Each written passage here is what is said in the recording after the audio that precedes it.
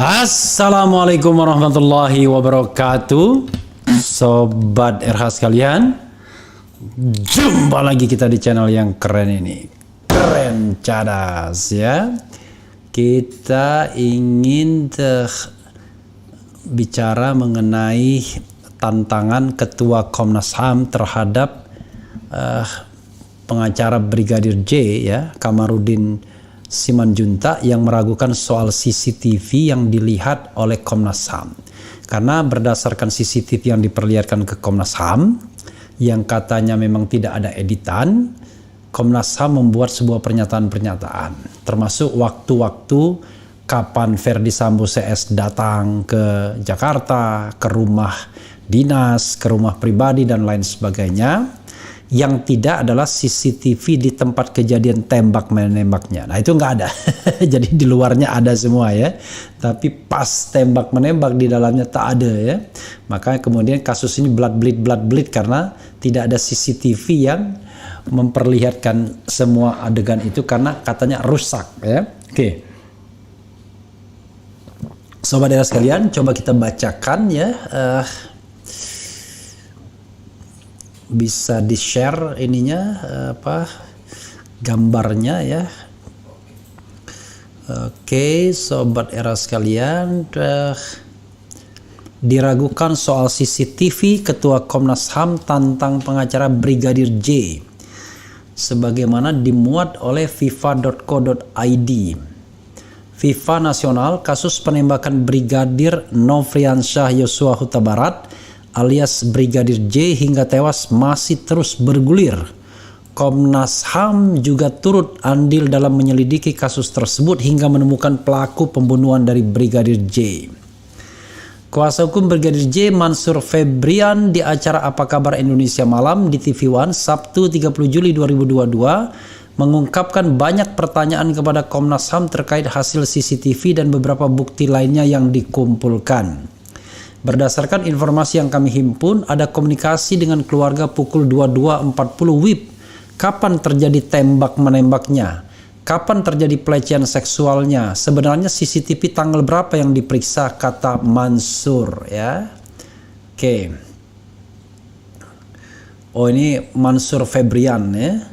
Sementara itu Ketua Komnas HAM Ahmad Taufan Damanik menjelaskan bahwa pihaknya menerima rekaman CCTV pada tanggal 8 Juli 2022. Is it? Oh, itu CCTV tanggal 22. Kalau saudara Mansur punya data lain, ayo datang ke kantor kami, kita cross check bareng-bareng, ujar Taufan dalam kesempatan tersebut. Ya nggak mungkin lah. Masa ada dia dapat dari mana kalau begitu ya. Oke. Kalau tidak percaya, silakan, apa yang kami katakan itu berdasarkan apa yang kami ambil, sambungnya. Menurut Taufan, lontaran pertanyaan itu seperti terlihat memojokkan Komnas HAM yang dinilai sangat asal-asalan dalam mengecek bukti yang ada terkait kasus Brigadir J. Namun Taufan menjelaskan bahwa pihaknya juga menggunakan ahli yang sangat independen ya. Karena masalahnya masyarakat tidak lupa dengan KM 50 ya, di mana justru Komnas HAM menjadi tumpul. Apakah terjadi pelecehan? Belum pasti. Apakah terjadi tembak menembak? Belum tentu. Perlu kejernihan kita untuk mendapatkan kejelasan dari kasus ini, ucap Taufan lagi. Taufan juga mengatakan bahwa yang benar untuk menentukan benar atau salah seseorang dalam kasus tersebut tergantung penyidik hukum. This is the problem ya, kalau seandainya penyidiknya dianggap tidak independen. Saat ditanya mengenai satu ajudan Irjen Ferdi Sambo yang belum diperiksa, Taufan menjelaskan bahwa saat itu ajudan tersebut memang sedang berada di Magelang. Dia menambahkan bahwa pemeriksaan akan terus berlanjut bukan hanya pada ajudan, tetapi juga pada asisten rumah tangga dan security sipil yang berada di rumah tersebut. Dan anehnya, Ferdi Sambo dan istri belum diperiksa sampai saat ini. Kami meminta Kapolri untuk mengumpulkan semua bukti itu, ucapnya. Selain itu, kuasa hukum keluarga Brigadir J mengungkapkan lambatnya progres mengenai kasus ini. Terlebih hampir 1 bulan kasus ini belum menemukan titik terang siapa pelaku sebenarnya. Kami mengharapkan adanya transparansi dan sebenarnya siapa tersangka dari kasus ini, kata pengacara. Ya, sahabat era sekalian, itu tadi ya. Yang jelas yang viral adalah pengacara Brigadir J ditembak di kepala belakang tembus ke hidung ya. Oke, itu yang sekarang ini beredar di masyarakat ya, beredar karena disampaikan oleh Kamarudin Simanjuntak dan termasuk di channel ini ya secara lengkap selama 1 jam 50 menit. Dia menjelaskan bahwa itu adalah hasil dari catatan 2 orang tenaga kesehatan, 1 magister kesehatan dan 1 dokter yang diutus oleh beliau, oleh pihak pengacara ya, atas nama kepentingan mereka untuk ikut menyaksikan atau terlibat dalam otopsi kedua. Dan otopsi kedua itu sobat era sekalian menemukan fakta bahwa ada kepala belakang yang dilem dan ketika disodok, disonde istilah Kamarudin Simanjuntak itu tembus ke hidung. Maka no wonder hidungnya kemudian dijahit ya. Ketika kemudian disonde ke arah mata mentok. Artinya tidak tembus karena mata juga cedera ya. Jadi diperkirakan batok kepalanya yang agak sebelah kanan. Jadi ketika dan posisinya agak atas sedikit dan kemudian ketika disodok sampai hidungnya tembus. Kira-kira begitu sobat era sekalian. Nah, ini mohon maaf ya. Ini biasanya posisi seperti itu memungkinkan orang ditembak dari belakang dalam keadaan duduk ya. Jadi modelnya adalah seperti ini, harusnya begitu teorinya, tapi kita tidak tahu bagaimana prakteknya ya.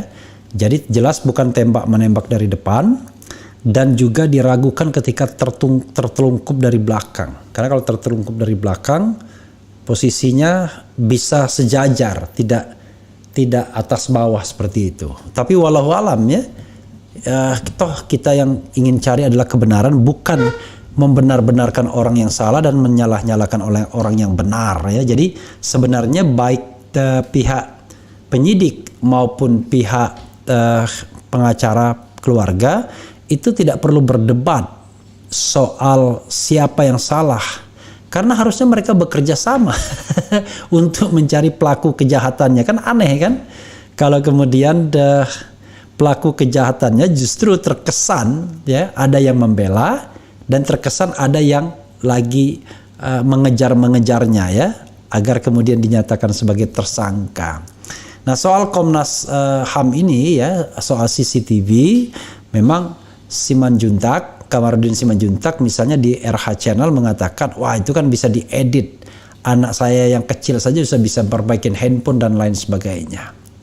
Persoalannya adalah data yang diberikan kepada Komnas HAM itu apakah data yang sesungguh-sungguhnya ataukah data yang sudah dipotong-potong atau data yang sudah diedit ya. Nah, ini kita tidak tahu. Tetapi let's say kita percaya dengan data itu, tetap belum bisa menjawab. Tetap belum bisa menjawab ya.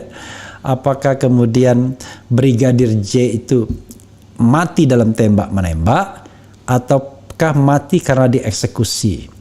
Kalau seandainya 20 CCTV itu dipercaya, maka baru bisa menjawab bahwa lokus deliktinya benar-benar di rumah Verdi Sambo, karena sebelumnya mereka sudah sampai dan terlihat di dalam CCTV. Artinya dalam kondisi segar bugar ketika mereka berasal dari Magelang. Nah, itu saja sesungguhnya ya. Tetapi CCTV yang diperlihatkan Komnas HAM itu belum bisa menjawab apa-apa. Nah, celakanya Komnas HAM belum memeriksa saksi kunci 2 lagi, yaitu Verdi Sambo dan juga istri dari Verdi Sambo, Putri Chandrawati.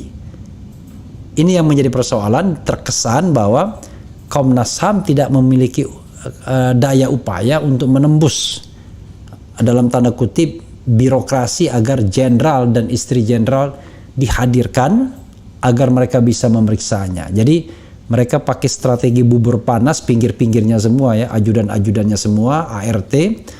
Lalu Baradae juga untungnya sudah diperiksa, tetapi 2 orang itu Sambo dan istri belum diperiksa. Kita hanya berharap bahwa Komnas HAM itu committed bekerjanya ya.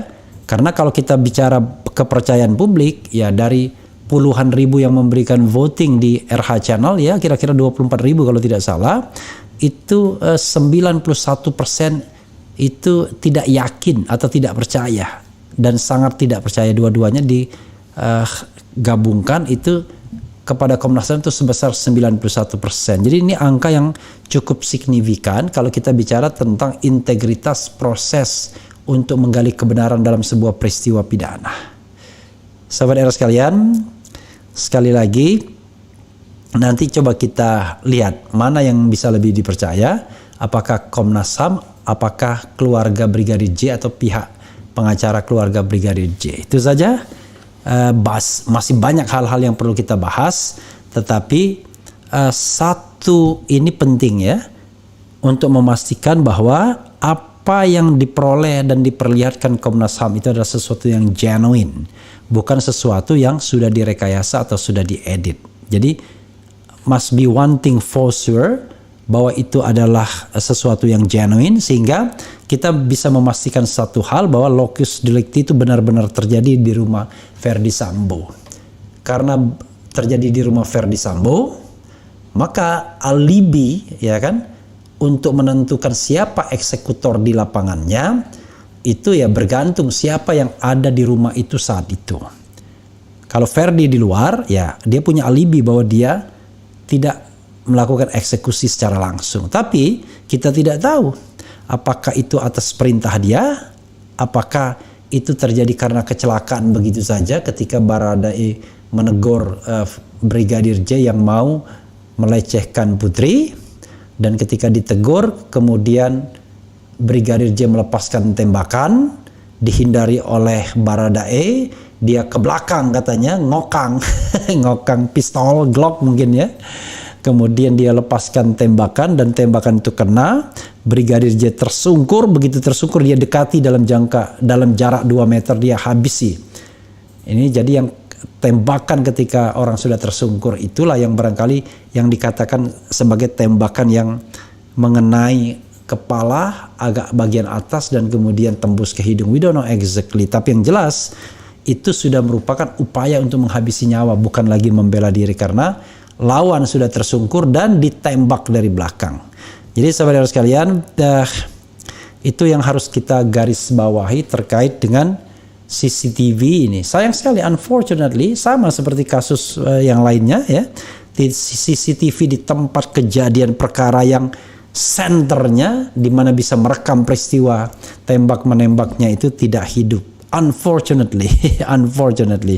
Ya sahabat sekalian, itu saja. Kita akan terus lanjutkan kisah-kisah atau cerita-cerita atau berita-berita atau desas-desus atau informasi yang berkaitan dengan peristiwa atau kasus Brigadir J ini. Wassalamualaikum warahmatullahi wabarakatuh. Ciao.